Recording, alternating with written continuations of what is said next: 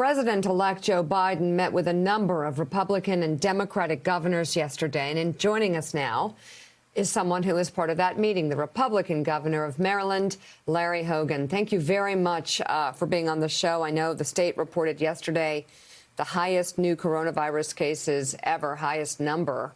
How did the meeting with President-elect Biden go? What are you hopeful will happen in the transition, or at least when his presidency begins, to try and stem the tide of these cases and deaths? Well, first of all, I think it was a very productive meeting that we had yesterday. I was glad that the president-elect reached out to the National Governors Association. This was the executive committee of the organization, so we're 5 Republicans, 5 Democrats. We had a really good, productive discussion. And we gave, mostly it was the vice president and the president-elect and the vice president-elect asking for the input from the governors who have been on the front lines of this crisis. And we shared with them some of the things that we thought we needed to be on top of, some of the things you've been talking about this morning. One of the things, good news stories as to where we are on the vaccines. I pushed to talk about we've got to get the transition moving so that they can get up to speed from the outgoing administration. We also had a productive meeting with Vice President Pence and the White House Coronavirus Task Force a couple of days ago. And I've been stressing that the 2 groups need to start talking right away so that we can stay on top of this. We're in the middle of this war against the virus, and we've got to have everybody on the field.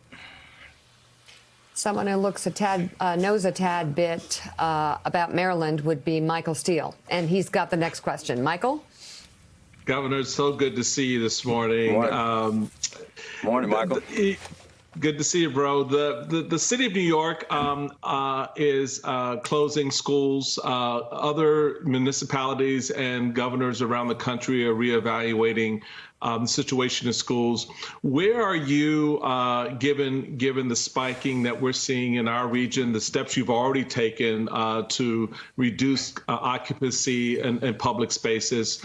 Are schools now back in that rotation of consideration? Are other efforts being considered to sort of stem this apparent increase in COVID-19 at this moment, not just here in Maryland, but elsewhere? Did the governors talked about that? Well, we've had a lot of conversations between and among governors across the country. Look, this virus is raging out of control in all 50 states. We had been doing relatively well for 3 or 4 months. We were better than 43 other states. Our positivity rate was low. Our transmission rate was low. But this virus does not recognize state borders. And so now we're having incredible spikes like we haven't seen since March and April. And we're taking aggressive actions as we did early on in the crisis.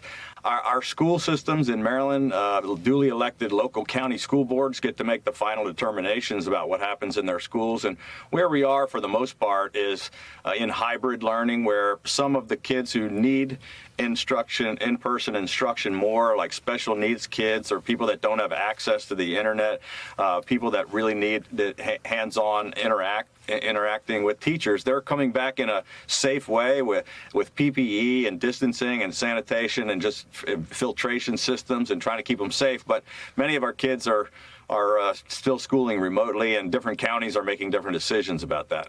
Thanks for checking out MSNBC on YouTube, and make sure you subscribe to stay up to date on the day's biggest stories. And you can click on any of the videos around us to watch more from Morning Joe and MSNBC. Thanks so much for watching.